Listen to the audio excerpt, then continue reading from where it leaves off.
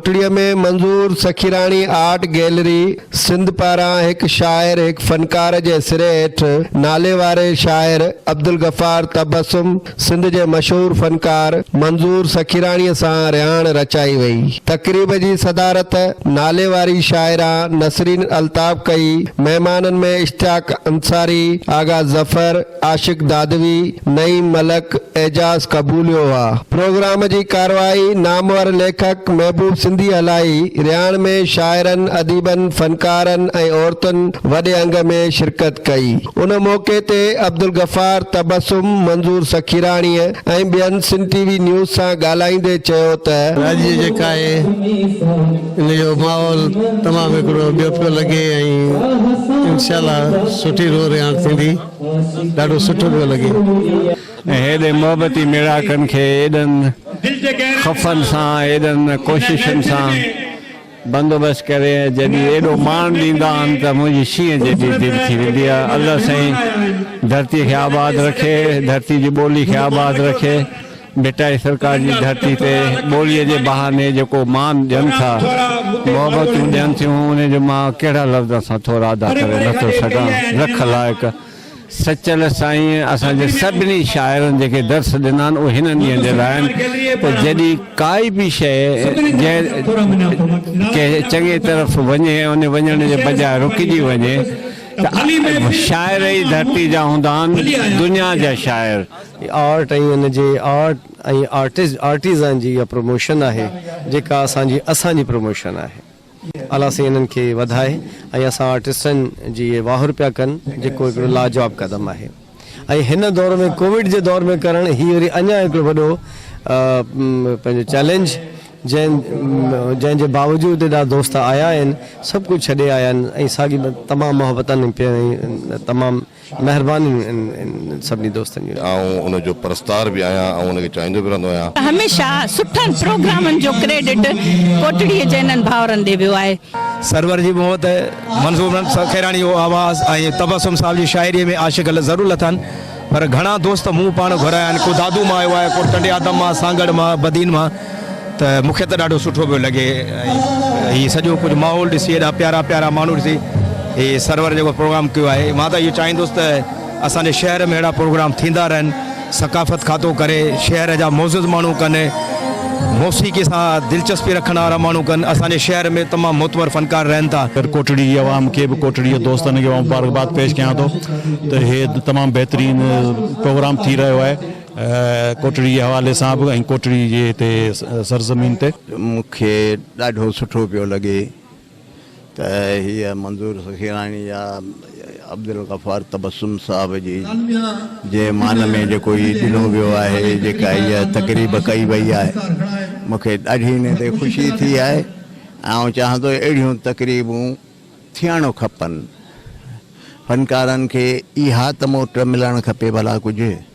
मंज़ूर सखीराणी art gallery जी सुठी विख आहे ऐं कोटड़ी जे असां जेको कोटड़ी जो माहौल आहे उन में अहिड़ा प्रोग्राम जी तमामु घणी शिदत महसूसु थिए थी। अहिड़ा प्रोग्राम थियणु खपनि जीअं माण्हुनि में उत्साह पैदा थिए ऐं उहे पंहिंजे हीरोज़ खे, पंहिंजे जेके शोबे जा सुठा अॻुवान आहिनि उन्हनि खे सुञाणनि, उनखे मंच था ॾेई सघनि। तमामु बहितरीनु प्रोग्राम ऐं असांजा जेके लेजेंड मंज़ूर सखीराणी साहब, अब्दुल गफ़ार तबस्सुम साहब कंहिं तारीफ़ जे लाइक़ न आहिनि ऐं असांजी सिंध जो जेको आहे सरमायो आहिनि। प्रोग्राम ॾाढो सुठो आहे, मनमोहींदड़ प्रोग्राम आहे। लोकेशन प्रोग्राम जी ॾाढी भली आहे ऐं अब्दुल गफ़ार तबस्सुम में मंज़ूर सखीराणी असांजे सिंध जी सुञाणप आहिनि। तमामु माण्हुनि बि सुठो तावन कयो आहे, पढ़िया लिखिया माण्हू आया आहिनि। असांजी नंढड़ी कोशिशि आहे मंज़ूर सखीराणी आर्ट गैलरी 8 सालनि 9 सालनि खां हिते कोटड़ी में बाक़ाइदा सिंध लेवल ते कमु करे पई। मंज़ूर सखीराणी आर्ट गैलरी ऐं चेयरमैन आहियां ऐं ॿिया दोस्त साथी असां सभिनीनि गॾिजी मेड़ो मचायो आहे। अब्दुल गफ़ार तबस्सुम उनजे लाइ हिकिड़ी ॻाल्हि मशहूरु आहे त हू उस्ताद बुखारी जे अंदाज़ में शाइरी कंदो आहे। ऐं उनजी शाइरी गुज़िरियल 3 ॾहाकनि खां सिंध जे गायकी जे हवाले सां तक़रीबन सभिनी ॻाइणनि हुनखे ॻायो आहे ऐं हुन पंहिंजो हिकिड़ो नालो पैदा कयो आहे। प्रोफेशनली तो वकील आहे पर गायकी जे हवाले सां ऐं शाइरी जे हवाले सां उहो तमामु हिकिड़ो वॾो नालो आहे। असांजो अलबेलो रागी आहे मंजूर सखरानी ऐं बहितरीनु शाइर आहे अब्दुल गफ़ार तबसुम, जेके हिकु वेला लाज़िम मुलज़िम आहिनि। जे उस्ताद बुखारी हो तॾहिं मंजूर सखरानी उनखे ॻायो ऐं सभ खां वधीक उस्ताद बुखारी खे ऐं अब्दुल गफ़ार तबसुम खे ॻायो आहे। अॼु जेका रिहाण थिए पई हुननि सां इहो ॾाढो बहितरीनु अमल आहे।